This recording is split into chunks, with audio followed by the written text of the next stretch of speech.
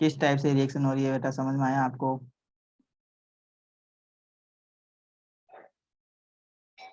तो हमने स्टार्ट किया था methods of preparation of haloarenes, यहाँ से हमने स्टार्ट किया था। तो हेलो एरेंज का मतलब मैंने आप लोगों को बताया था। हेलो एरेंज का मतलब है अगर कोई भी बेंजीन रिंग है, बेंजीन रिंग के ऊपर कोई हेलो ग्रुप जुड़ा है, बेंजीन रिंग के ऊपर हेलो ग्रुप जुड़ा है, तो उसको बोलेंगे हेलो एरेंज। अब इसको बनाए कैसे?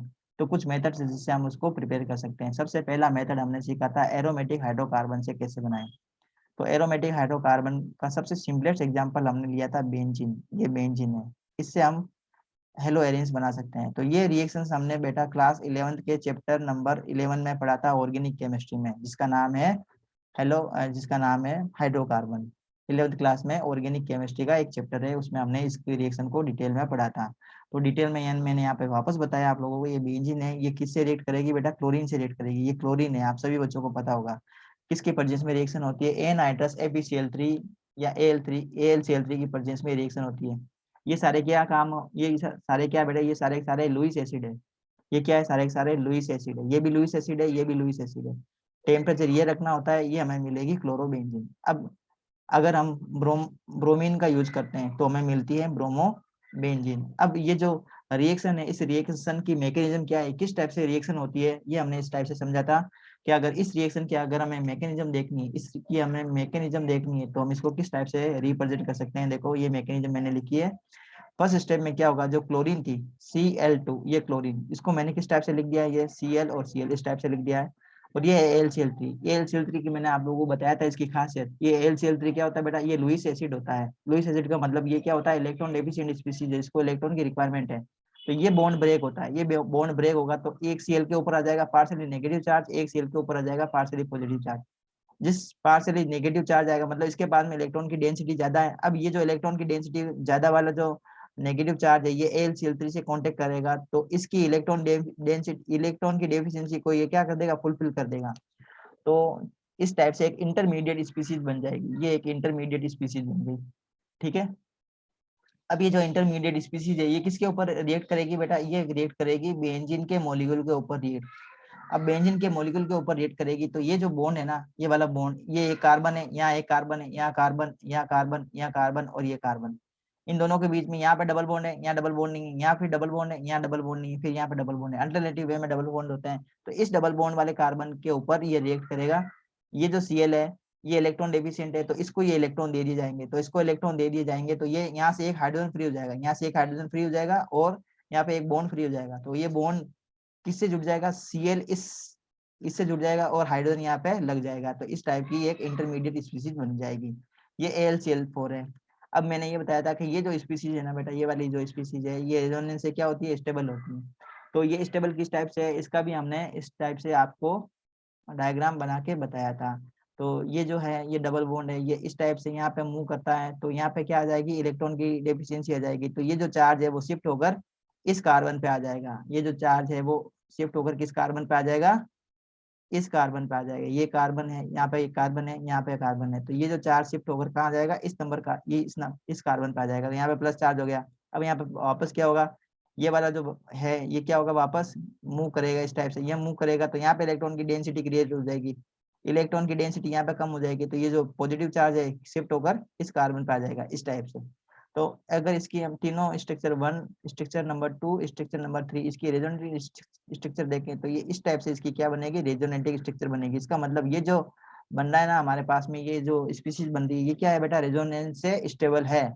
जिसकी जितनी ज्यादा रेजोनेटिव स्ट्रक्चर होती है वो उतना ही ज्यादा क्या होता है? स्टेबल होता है।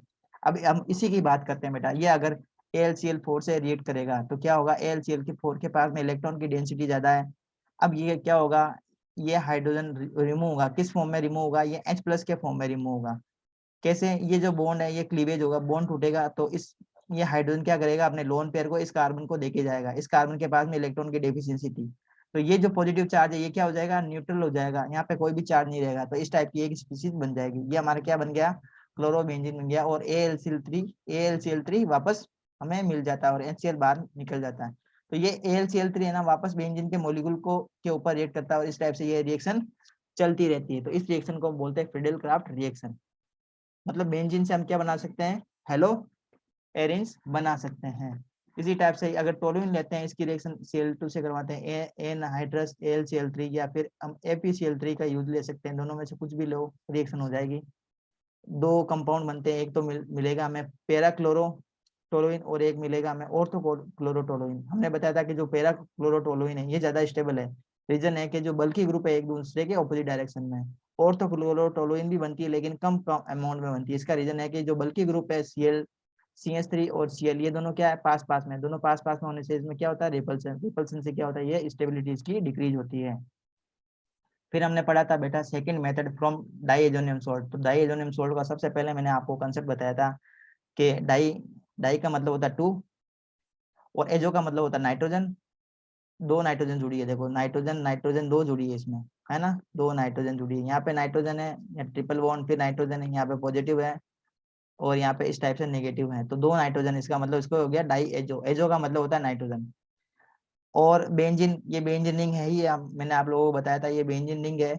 और ये क्लोराइड की वजह से इसको हम क्या बोलते हैं, सोल्ट बोलते हैं। अगर Cl लगा है तो उसको बोलते हैं बेंजीन डाइजोनियम क्लोराइड, अगर Br लिखा हुआ होगा तो उसको बोलेंगे बेंजीन डाइजोनियम ब्रोमाइड। तो इस टाइप से इसको हम बोलते हैं। और इसकी रिएक्शन जब हम करवाते हैं, सबसे पहले हमें क्या सीखना होता है, बेंजीन डाइजोनियम क्लोराइड कैसे बनता है, सोल्ट कैसे बनता है। तो उस रिएक्शन को हम क्या बोलते हैं बेटा, सेंडमायर रिएक्शन। तो सेंडमायर रिएक्शन के लिए हमें क्या चाहिए, नाइट्रस एसिड चाहिए। तो नाइट्रस एसिड हम कैसे ऑब्टेन करते हैं, नाइट्रस एसिड हम ऑब्टेन करेंगे बेटा NaNO2, सोडियम नाइट्राइड की रिएक्शन किससे करवाएंगे, HCl से। तो हमें क्या मिलेगा, नाइट्रस एसिड मिलेगा, ये नाइट्रस एसिड है। अब ये जो नाइट्रस एसिड है किसके ऊपर रिएक्ट करेगा, ये रिएक्ट करेगा एनिलीन के ऊपर रिएक्ट। तो जैसे नाइट्रस एसिड की रिएक्शन एनिलीन से करवाएंगे हम, तो टेम्परेचर रखना है 0 डिग्री और हमें क्या मिलेगा, बेंजीन डाइजोनियम क्लोराइड मिलेगा। इस रिएक्शन को हम बोलते हैं सेंडमायर रिएक्शन। अब ये जो बेंजीन डाइजोनियम क्लोराइड मिला है, इससे हम अलग अलग टाइप के कंपाउंड बना सकते हैं। अगर इस बेंजीन डाइजोनियम क्लोराइड की रिएक्शन हम कॉपर और HBr से करवा देते हैं, बेंजीन डाइजोनियम की रिएक्शन कॉपर HBr से करवाते हैं, तो हमें क्या मिलेगा, ब्रोमोबेंजीन। अगर बेंजीन डाइजोनियम क्लोराइड की रिएक्शन हम किससे करवाते हैं, कॉपर और HCl से करवा देते हैं, हमें क्या मिलेगा, क्लोरोबेंजीन मिलेगी।